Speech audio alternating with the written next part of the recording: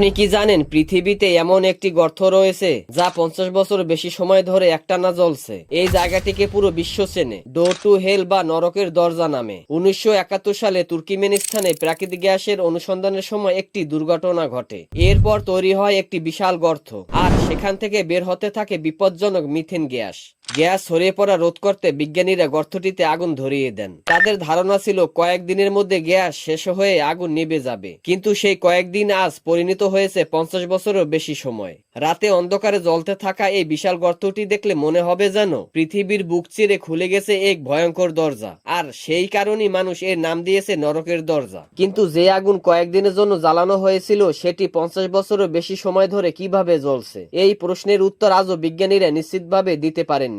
আর কত বছর ধরে জ্বলবে এই আগুন? পৃথিবীর বুকের গভীরে কি এখনো লুকিয়ে আছে বিশাল গ্যাসের ভান্ডার, নাকি এমন কোনো অজানা রহস্য আছে যার উত্তর এখনো সময়ের কাছে বন্দী?